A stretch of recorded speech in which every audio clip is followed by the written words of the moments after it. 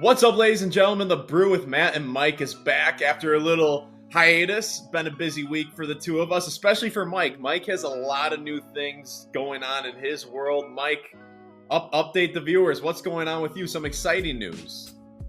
Yeah, life is good. Life is returning a little bit more to my normal for the last few years of life. I finally signed my contract down here in Puerto Rico. I moved into a new place, so I'm much closer to my gym. The island of Puerto Rico is relatively small, but it's still nice when I only got to go, 15 minutes to practice and to work instead of an hour and 15 minutes. So moved into a new spot. We're gonna set up a little studio space here. We got in a couple days ago, so we're still working on it over here. We're gonna make it a little more fun.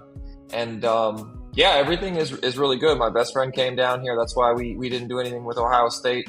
Hadn't seen him in almost 3 years since his wedding. So I was like, you know what? I got to spend some time with the man. I was best man in his wedding for a week. So I had to stall Matt out. I'm sorry I left you high and dry for Ohio State. But no, everything is good. We're starting to get busy. I had a lovely track workout today, which is the worst thing that you can do for me.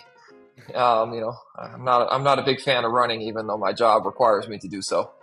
But everything else is good, man. Life is fun. Like I'm enjoying my two new teammates. Excited for another season down here, and really cool update. Actually, I didn't tell you about this before, but we actually get to go and play in New York in the 14th, or I think it's the 13th or the 14th of February. I'll put a for sure date on that. I believe it's the 13th. So we get to go play, of March. So we get to go play a preseason game in the Brooklyn Nets new stadium. It's going to be cool. It's going to be shown on ESPN. So it'll be super cool. It'll be first time I've been on ESPN in almost 15 plus years. But so that'll be really, really fun. I'm really excited about that as well. So if anybody's in New York and wants to come and hang out, let me know. Write us in the comments, and we can maybe figure out if we can get you guys some tickets. Let's go. No, that's really cool. And what's your team name? So my team is Osos de Manatee. We have a big bear for the face of our team. We're blue. We're like light blue and yellow team. So Osos de Manatee. We're playing a team called Caguas de Criollos. This was the matchup that was 2 years ago in the finals. So my team 2 years ago was in the finals. Last year we had a rough season, but we get to go and hang out up there. There's a lot of New York Ricans, as they call them, a lot of people from the islands. And then there's actually another game, a Dominican Republic versus Puerto Rico game. There's a professional team that's going to play from the DR and one from our league here as well. So should be really fun. So if anybody's from New York, like I said, let us know, and we can see if we can accommodate some fans. Let's go, sir. So, yeah, and looking at the college basketball season, we're going to go a trip down memory lane with Mike with Iowa. We're going to preview Iowa, the current team, discuss Ohio State, the Jack Janicki injury. But looking big picture, we're hitting kind of the final stretch of college basketball. The big dance is going to be here any minute. We're past Valentine's Day. And I also want to throw out one thing, fellas. If you ever want to get a lady flowers, I'm telling you, Sendix is an absolute game changer. I think Sendix, their flowers are, absolutely elite flowers. The flowers are a week old now, and they still look fantastic. The flowers last super long. And then also, I would say, when picking out flowers, don't get the one that's already bloomed. Get the one that is a late bloomer. Those will last longer every single time. That's my little trick for you fellas out there. But if you get Sendix flowers, that's high-level stuff, just like Bennett Stirtz running the pick and roll for Iowa. Very, very high-level stuff. And we'll get more into Iowa in a second, but we got to address Ohio State, the Ohio State game, and we got to address Jack Janicki. So there's a chance Jack Janicki might be out for the rest of the season. Mike, what do you make of that? What does that mean for Wisconsin? Right now, we don't really know much. I know I listened to what Coach Gard had talked about for the media availability before Iowa. He had said that Janicki just had surgery at least a day ago, maybe 2 days ago now, on a broken wrist. So it sounds like he doesn't have much time to recover, because I think there's only 7 games left, 5 league games, and then whatever postseason looks like, that one for the Big Ten tournament for sure, and then wherever they seed in the NCAA tournament. So seems like the season for Janicki is over. That's really sad for him. I feel bad for him. I think he's a great kid. A lot of people really like him. He's an extremely hard worker, really good glue guy. Offensively, we would like to see more from him. All of us would, just because he gets minutes like that. But in terms of defensively and just, things that he adds to this team and just understanding his role, he understands his limitations. He understands why he's on the team. He understands what he needs to do to help them win. And that's something that's going to be a little bit of a challenge. It's going to be a depth problem for them at the guard position. We're going to see Hayden Jones come in a lot more. We're going to, and for me, I actually really enjoyed the minutes that Hayden Jones had in Ohio State. I felt like he came in after not, getting a bunch of DNPs. He looked like a guy that didn't seem scared. He looked like a little bit of a different player than we had seen earlier in the year when we were playing, lower major teams, and when he kind of looked a little bit scared in some of those bigger time environments. Man, he looked confident there, so I like that.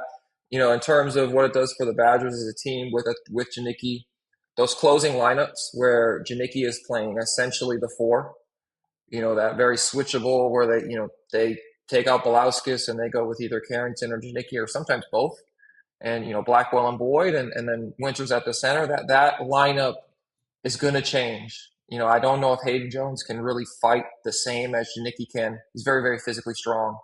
And that, he held up pretty well against guys that were, outweighed him, outmuscled him. And I thought he did a great job on a lot of stuff defensively. So it's going to hurt that. Luckily, I mean, I don't know how you feel about this, Matt, but luckily we're a team that's built on trying to go get 90 every game. So it just seems like we got to push the pace a little bit more. And I think it will ultimately mean more minutes for Carrington as well. Those are things that's going to happen. And, you're going to stress your lineup a little bit for rest and everything, but we'll see. What do you think about it? Like, what do you think about the Janicki injury? I know, you've wanted him to score more, but what's your thoughts on it? I'm going to go to the silver lining of Janicki getting hurt right away, and I do think that's more minutes for Carrington. And Carrington has turned into a stud. There's no other way to describe him than a stud. Ever since that Michigan game, he has been a really high-level player. And so getting more minutes from Carrington is not the end of the world. Jones, if he played 16 against Ohio State, and I think part of that was Gard was just looking for some energy, some grit, gave him some extra minutes. If Jones can give you 5 to 10 minutes, solid minutes, that's fine. I don't want Jones playing more than that. Carrington should be pretty well rested, right?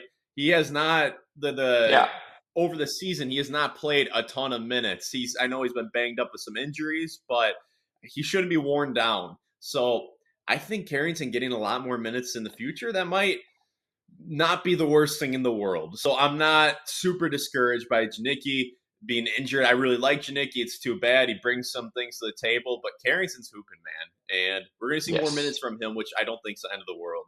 And let's talk about Ohio State a little bit. Wisconsin got spanked.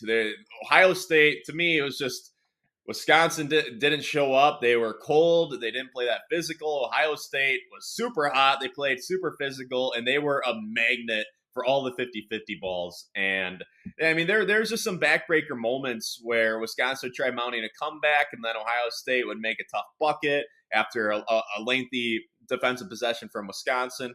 Or Andrew Rohde had a few really bad turnovers. It was all like when Wisconsin's trying to build up a little momentum. Gosh, Rohde had some bad ones. He threw an alley-oop up to Hayden Jones like it was prime LeBron James coming down the lane in transition with him. He threw it to about the 7th row. And he just had some really bad passes, and all of them seemed to be in kind of big moments where Wisconsin could have built some momentum. So rough game from the entire Wisconsin Badger team, but especially Andrew Rohde. He had a really, really rough game. And I know you really appreciate Andrew Rohde's what he can bring to the table for Wisconsin. So, I mean, and you've been there before, where struggling in Big Ten play or whatever it is. Just take me through, like, what do you think's going on in his head? What does he need to start doing to produce a little bit more on the court? If you were talking to Andrew Rohde, what would you advise him right now? I mean, the biggest thing is he's trying to fit in, right? Like, he's doing his best to fit in with 2 star power guards. And, he was at one point a big time scorer himself. So, the key to being a really high level and successful player is being able to succeed in many different situations. And Rohde right now, like, for me, I still think he's our best pick and roll passer out of everybody. I know we give a lot of love to Nick Boyd because he does score and he has been distributing at a very, very high level, especially recently. But, earlier in the year, I loved a lot of the reads, Rhodey gave because he does consciously try and throw the ball to Winter a lot. And I really like that for that team. That's what this team needs. But he's also he's kind of, it seems like he's lost a little bit of his confidence. Also, he had a wrist injury, so he's not really shooting the ball at such a high level that I think he's accustomed to and what he believes he can. And looking at his shot mechanics and where he's been, I believe he is a very high level shooter. So he's just trying to figure some stuff out. And sometimes that takes time. Sometimes, and we're kind of running out of it in this season, but it's hard to gel into teams. It's not an easy thing, and especially when you start playing with higher level players, and it might, you got to do some things that maybe you can do more, but he just can't. So for me, the biggest thing is, man, keep working, keep doing what you do best. Find as much energy and flow state within the game on the defensive end, and especially early, just do your best to make the right read, make the easy plays. That'd be the biggest thing for me right now with him is I felt like he was trying to make more spectacular plays, or getting guys in that maybe the play may have been 50-50. It was a decision of, hey, 50% of the time it goes right, 50% of the time it goes wrong. Sometimes he's doing some of that where it's 40%, 30%.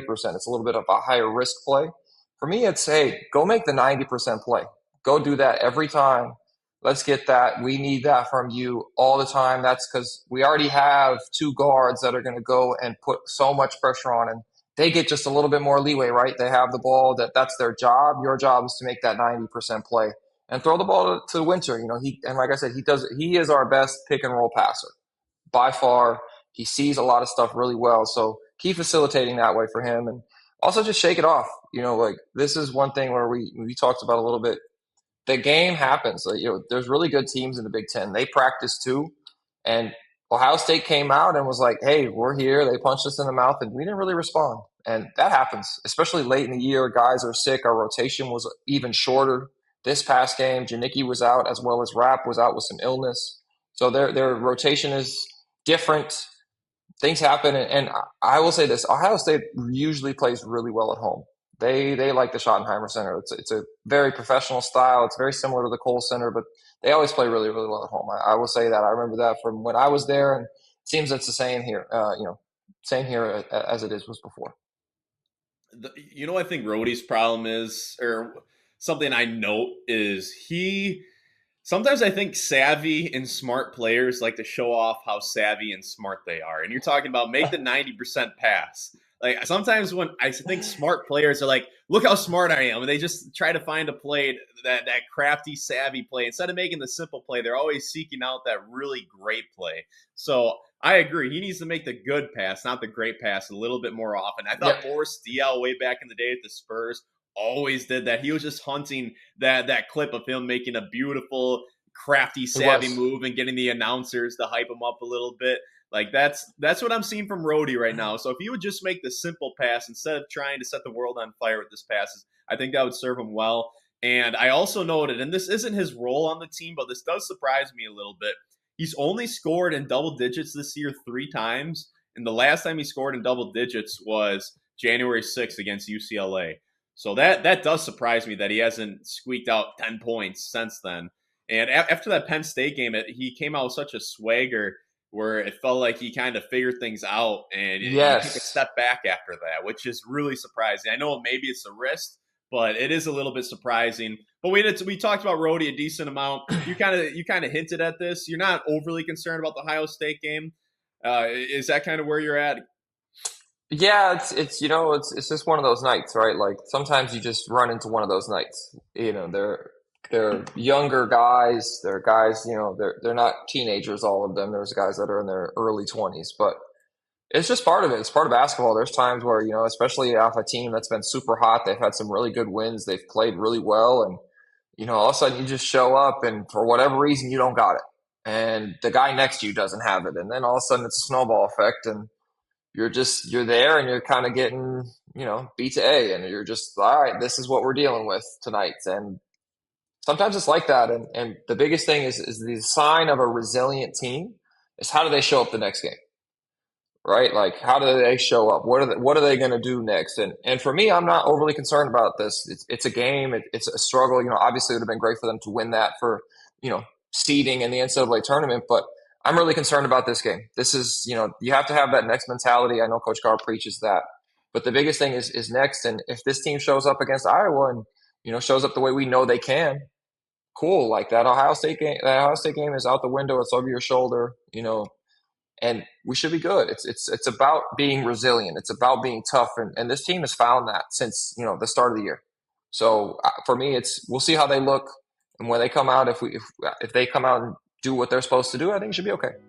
Yeah, let's talk about Iowa and Wisconsin a little bit now. So Ben McCollum is a really high-level coach for Iowa, and for me, Iowa is one of the easiest teams in all of college basketball to root for now. Now that Fran McCaffrey's not there, you plug in Ben McCollum.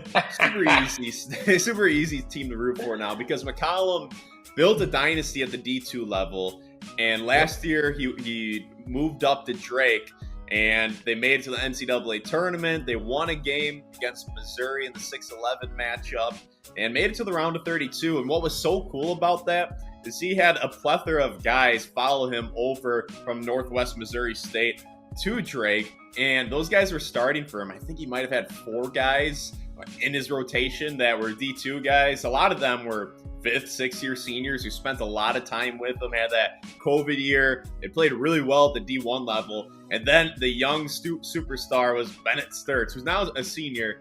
But my gosh, Bennett Stirtz can hoop.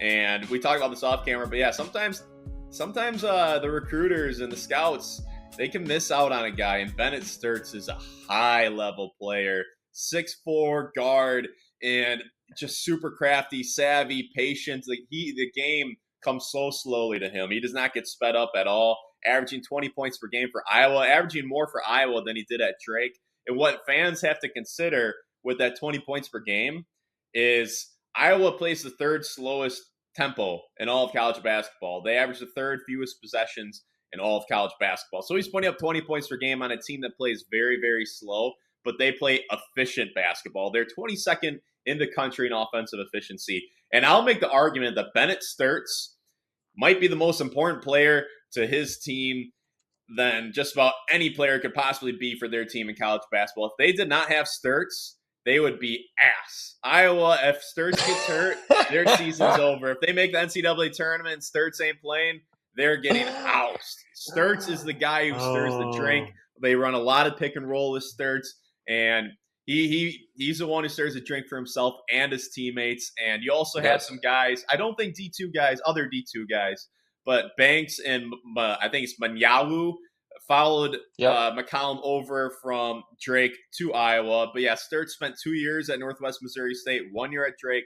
Now he's at Iowa, and he might be a late first-round pick. So props to him. I think that's a really cool story. Really easy to root for Iowa. But Mike, what are you seeing from Iowa, and what do you want to see from Wisconsin in this matchup? Yeah, so first of all, shout out to Coach McCollum. Like, he actually had a very similar path to Bo Ryan. If you think about it, Bo Ryan built a dynasty at D3, then he made the quick jump up for, I think it was a year or 2 years at UW Milwaukee, and then he went right into UW Madison and became the legend that he is there. So it's really cool that Coach McCollum's done that.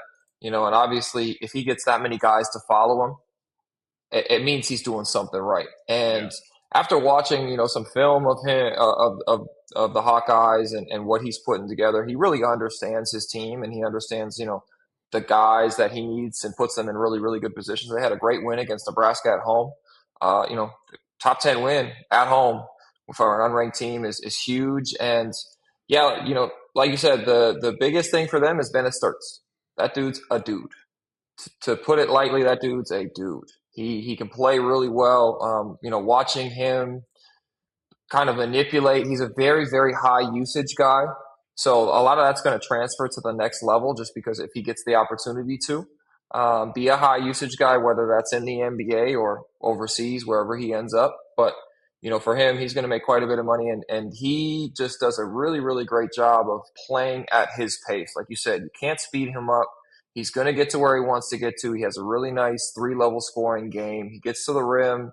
He understands. And my biggest thing is his understanding of pick and roll and when to get off the basketball.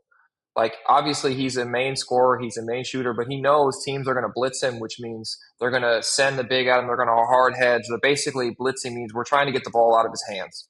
and he throws one of the better short roll passes. So for a small granular thing, a short roll is when two guys try and jump the ball handler, and you literally try and get rid of the ball as fast as you can. And the big man does not roll to the basket. He basically stops just behind the two defenders, and then he makes the play out of that. Then it's the next man up. He gets to make the decision out of it. But Sturtz does a great job of playing out of that. He sees a lot of passing lanes. He gets his guys open, and he does a great job of. He has a really nasty step back. That's the other thing I've noticed. He's a nasty left-hand step back that he shoots it at a high level. He's shooting 50% for the year. He's just done a lot of really great things for them. The other guy that they have is Kyle Combs. He's their other playmaker, point guard. He's a big piece for them because when Sturtz is off the ball, they at least have another creator that can help guys find shots. But this team isn't overly talented with shot creators, but they're two shot like guys outside of Sturtz and Combs aren't great shot creators, but they do knock down shots. They understand the rules and they play through them. So it'll be a battle. I think the biggest thing is if Wisconsin wins the rebounding battle and comes out and is very, very physical with Sturtz and then limits the others. That's kind of the game plan you got to figure out is do you want to just let Sturtz go and get 20, 25 and say, hey, nobody else gets anything? Or do you say, no, we're not letting Sturtz go and we want other guys to beat us? So that's the problem you got to try and solve with a really, really dominant, great ball handler and player like that. And so we'll see. We'll see what the game plan is for the Badgers. We'll know within the first couple of minutes what they're going to do. Yeah. So my big key for this game is Iowa, you can't let them get up big early. Wisconsin's had a lot of sleepy starts, and Iowa kind of plays like the old school Wisconsin Badgers, right? Super efficient, won't beat themselves, do all the little things correctly.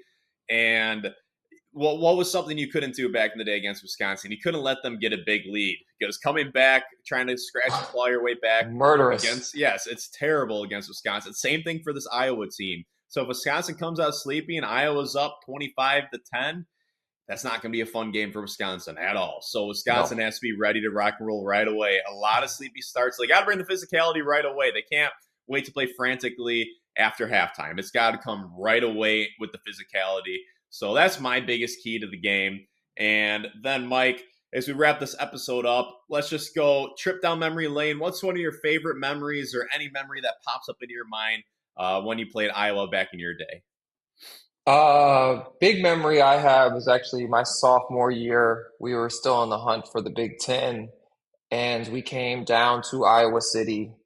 Red-faced Fran McCaffrey was pretty fresh in the Big Ten at that point, and we actually won an overtime game against them. And I didn't play particularly well. I was coming off of the Ohio State game. We played Ohio State at home when they were number one. Rushed the court. I hit a big shot. I didn't play particularly. I played well in that game, and then my shooting splits outside of the Kohl Center, especially my sophomore year, were horrendous, to be nice. But I just remember it was a great game. It was a great contested game when we were down there. We ended up going into overtime, and shout out to Brett Valentine, former walk on at the Badgers. Found his way into some rotation minutes just by being a constant pro as a 18 to 22-year-old. Came in and he knocked down a huge three for us because we were down, I think, by 10 at some point, and he came in and we were down 10 and we got it 7 and we couldn't get it below like 5. I think we had a hard time getting the lead below 5, and all of a sudden Brett came in because I think I airballed one from the left wing, and Brett got the same shot maybe a minute later or 2 minutes later after that and buries it and gives us life to come all the way back to then win the game in overtime. So that was one of my more favorite memories just because Brett was just such a good dude. He was such a good teammate. And he brought a lot of really quality things to the program, still does. His father does. They were very, very wonderful people to all of us as teammates. So big moment for him, and we were just like really happy in the locker room for him because we knew how much work he got, and he got one of those moments where it's like all the work finally pays off, and we got one of those in Iowa, so it's great. Let's go. And last thing I want to say is Austin Rapp might be sick still. We don't know if we're gonna have Rapp or not tomorrow, and that hurts. That hurts a lot. And what that reminded me of though is him having the flu and being sick. Was Josh Gosser when he was a sophomore, you were a junior, played in the NCAA tournament with the flu. Mike, break that down for me. Oh, we were in Arizona. Yeah, I that's crazy. still remember. I still remember. I was his roommate. So I'm his roommate, and me and Josh are hanging out or whatever. We go to the gym, and all of a sudden, like he's like, I'm not feeling so great. Like kind of something was going around, whatever. And they kick me out. They give me another room. I had to share it with somebody else. I can't remember who I went with. Maybe a manager or maybe it was Duya Dukin. I can't remember who I left for, but they kicked me out, and dude was on IVs the whole night, the whole morning. Didn't go to shoot around. Didn't go to anything. He was bedridden. And then he comes out and he's got to try and guard Jacob Pullen and Rodney McGruder, who was like a very like a all Big 12 freshman, came out was just like decimated, but still put together a super gut. I mean, he put together a Josh Gottschalk performance. Let's put it plain and simple. Let's not disrespect the name of Captain America. That man put it together. So yeah, it was crazy. It's a crazy game. It was really, really fun. We won that game too. Reggie Miller gave me a shout out, but shout out to Josh for just playing through whatever. Unbelievable. So, ladies and gentlemen, I think we'll wrap it up there. Stay tuned for more content. Hit that subscribe button. Show Mike's channel some love. And also, we're on Spotify. We're on Instagram. So follow us there, and we will see you soon.